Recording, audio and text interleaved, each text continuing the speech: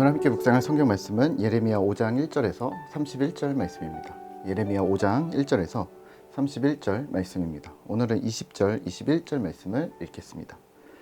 너는 이를 야곱 집에 선포하며 유다에 공포하여 이르기를 어리석고 지각이 없으며 눈이 있어도 보지 못하며 귀가 있어도 듣지 못하는 백성이여 이를 들을지어다. 아멘.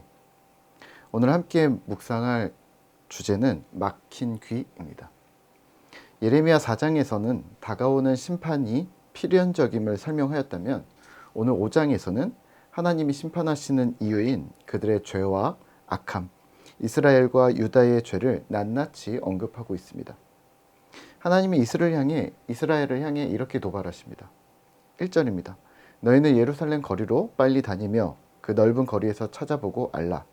너희가 만일 정의를 행하며 진리를 구하는 자를 한 사람이라도 찾으면 내가 이 성읍을 용서하리라. 아멘.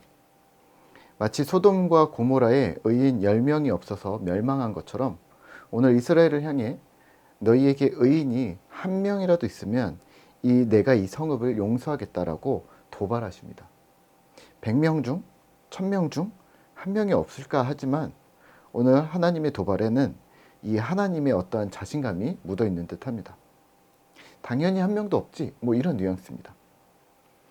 근데 씁쓸합니다. 하나님의 마음도 마찬가지이지 않을까 싶습니다.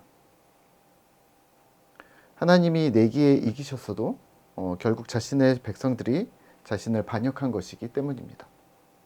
이 반역은 도를 넘어섭니다. 3절입니다.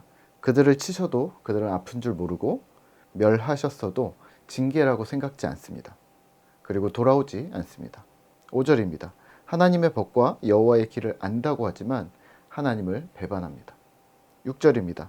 허물이 많고 반역이 심하여 사자나 이리, 표범이 그들을 기다리며 그들은 찢기게 될 것이라고 합니다. 이어지는 7절은 하나님의 탄식입니다. 7절, 8절, 9절입니다. 내가 어찌 너를 용서하겠느냐. 내 자녀가 나를 버리고 신이 아닌 것들로 맹세하였으며 내가 그들을 배불리 먹인즉 그들이 간음하며 창기의 집에 허다히 모이며 그들은 두루 다니는 살찐 수말같이 각기 이웃의 아내를 따르며 소리 지르는도다. 여호와의 말씀이니라. 내가 어찌 이 일들에 대하여 벌하지 아니하겠으며 내 마음이 이런 나라에 보복하지 않겠느냐. 아멘. 이 극심한 배역함을 어찌 용서하겠느냐고 되물으십니다.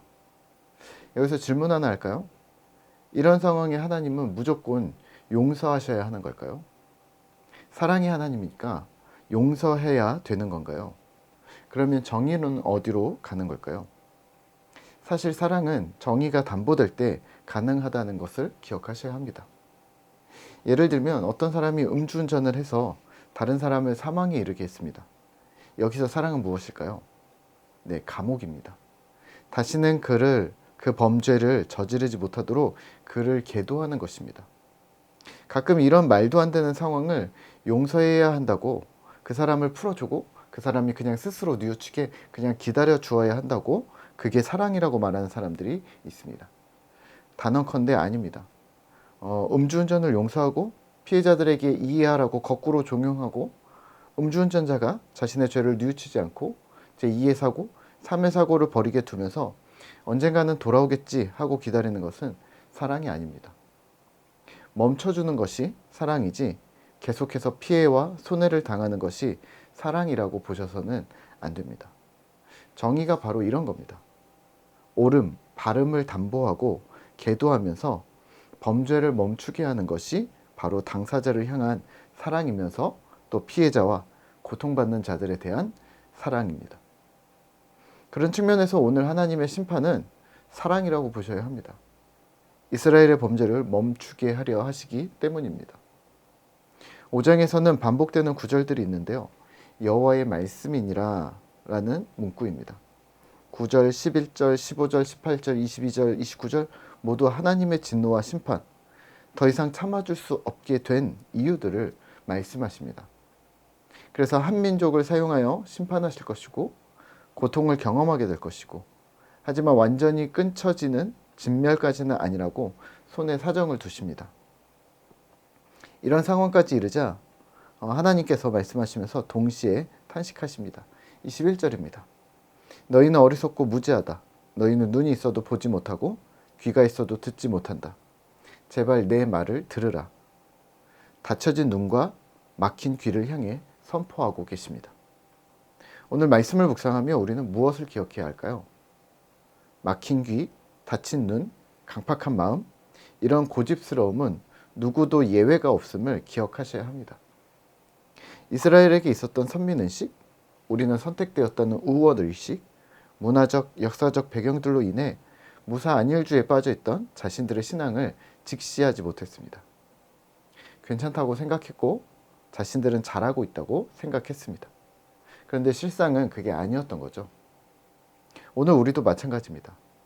오늘 예레미야 말씀을 낱낱이 적나라하게 우리에게 보여주시는 이유는 무엇일까요? 무사 안일주의에 빠져 또는 신앙의 착각에 빠져 하나님을 떠난 줄도 모르는 무지에 빠져있던 이스라엘을 타산지석 삼아 우리의 신앙을 점검하라는 의미로 말씀을 받아들이시면 어떨까요? 말씀을 생각하며 이렇게 기도하시죠. 하나님, 우리가 예레미야 시대의 이스라엘처럼 혹시 막힌 귀는 아닌지 우리의 귀를 열어주시고 우리의 눈을 열어주셔서 주의 말씀을 따라 믿음으로 살아가는 오늘 하루가 되게 해주십시오 라고 말이죠. 오늘도 또 한 주간 화이팅입니다.